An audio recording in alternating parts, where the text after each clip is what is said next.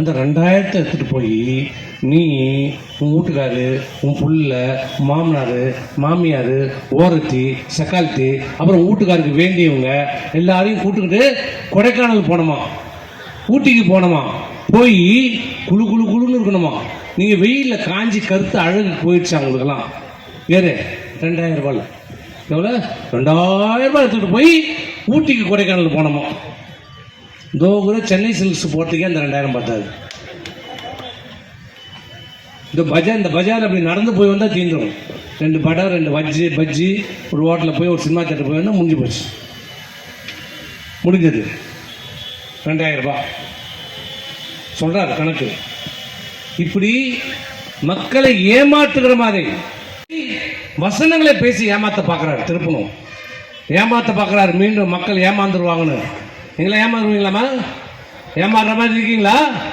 சொல்ல முடியாது உங்களை. திடீர்னு எல்லாருக்கும் ஒரு அழகு சாதனம் போட்டி தரேன், லிப்டிக்கு, மை, பவுடரு, உங்கள் சத்துக்கு எல்லாம் கொடுக்குறேன், ஓட்டு போடுன்னு சொன்னாலும் சொல்லுவோம். நீங்கள் வாங்கிக்கின்னு இல்லைன்னா நீ பண்ணுவியா?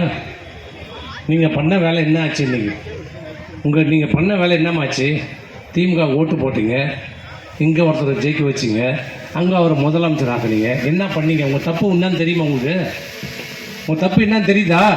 1000 ரூபாய் விடுமா, காசு தரணும், அதையும் விட்டு தரல. பெட்ரோல் டீசல் விலையை குறைக்கிறேன், அதுவும் தரல, விட்டுருங்க. கல்வி கடன் ரத்து பண்ணுறான்னு பண்ணலை, விட்டுடு.